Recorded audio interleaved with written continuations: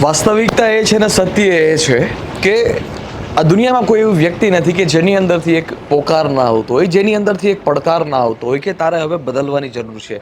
તે જે વ્યક્તિત્વ મુજબ તારું જેટલું પણ જીવન પસાર કર્યું છે એ જીવનમાં ના તો એટલો બધો કંઈ દમ છે, ના એ જીવનમાં કંઈ ના ઊંચા દરજ્જાના વિચાર છે, ના ઊંચા દરજ્જાના લોકોનો છે તારા જીવનમાં સમાવેશ થાય છે. બધા જ વ્યક્તિની અંદર એક અંદરનો પોકાર આવતો જ હોય છે. બધા જ વ્યક્તિની અંદરનો એક અવાજ છે એ હંમેશાના માટે આવતો જ હોય છે કે તારે હવે બદલવાની જરૂર છે, તું જેવો છો એવું તારે રહેવાની જરૂર નથી. પરંતુ કેટલી હદ સુધી છે આપણે એને સ્વીકારી શકીએ છીએ, કેટલી હદ સુધી છે આપણે પોતાની જાતને છે એક વિવેકશીલ બનાવી શકીએ છીએ, પોતાની જાતને છે એક વિનમ્રતા રાખી અને પોતાની જાત સાથે છે પ્રશ્ન કરી શકીએ છીએ ઈમાનદારીથી કે શું મારે બદલવાની જરૂર છે અને કઈ કઈ વસ્તુ છે જે વસ્તુ મારા જીવનમાં મને નડે છે.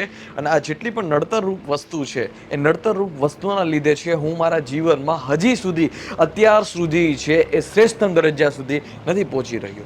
દુનિયામાં કાં તો તમારી પાસે છે સફળતા મળે છે, કાં તો તમારી પાસે ઘણા બધા બહાના અને એક અફસોસ મળે છે.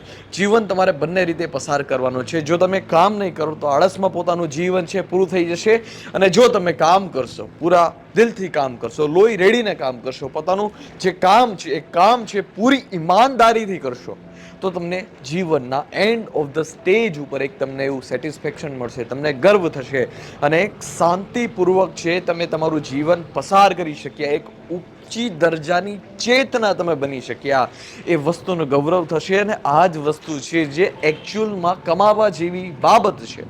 માણસો એમ કહે છે, કોર્ટ્સ એમ કહે છે, વાસ્તવિકતા પણ એમ કહે છે કે તમે એકલા આવ્યા અને એકલા જવાના.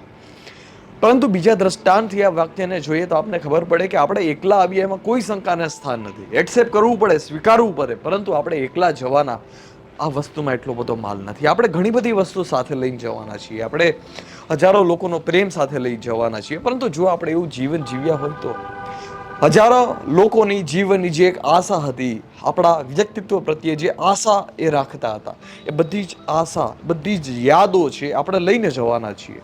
ભલે પૈસા આપણે ભેગા લઈને નથી જવાના, પરંતુ સાથોસાથ આપણે એ પણ વાત યાદ રાખવી જોઈએ કે પૈસા થકી આ દુનિયામાં જેટલી પણ શ્રેષ્ઠતમ દરજ્જાની વસ્તુ થઈ શકે એ કરવી છે આપણી ફરજ છે.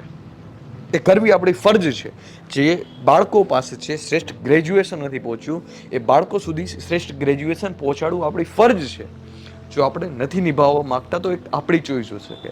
આપણું કેન્દ્ર છે આપણે એક નાનું બનાવવા માંગીએ છીએ, કે આપણું કેન્દ્ર છે આપણે વિશાળ બનાવવા માંગીએ છીએ. શરૂઆત હંમેશાના દરજ્જાથી થાય છે, એક નાનાથી, પરંતુ કેવડું વિશાળ આપણે બનાવ્યા છીએ એ આપણી મહેનત અને આપણા જીવનના દ્રષ્ટિકોણ ઉપર આધાર રાખે છે.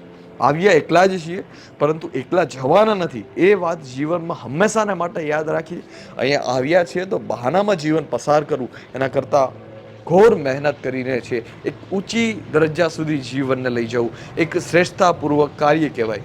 ભલે આવ્યા છીએ તો જવાના, એ વાત ફાઇનલ છે, એમાં કોઈ પણ શંકાને સ્થાન નથી, પરંતુ એક રિસ્પેક્ટ જે જીવનમાં જોઈએ છીએ. જો બધા જ આ દુનિયામાં ટ્રોલ થાય છે, સફળ માણસ પણ થાય છે અને અસફળ માણસ પણ થાય છે, પરંતુ જે રિસ્પેક્ટેબલ વ્યક્તિત્વ છે એને ક્યારેય ટ્રોલ નથી થતા. ભગતસિંહ છે એ ક્યારેય ટ્રોલ નથી થતા, એપીજે અબ્દુલ કલામ છે ક્યારેય ટ્રોલ નથી થતા, સુભાષચંદ્ર બોઝ છે એ ટ્રોલ નથી થતા. કેમ? કેમ કે એ કક્ષાનું એક જીવન જીવીને ગયા છે. આપણે કેવું જીવન જીવવું એ હવે આપણા હાથમાં છે.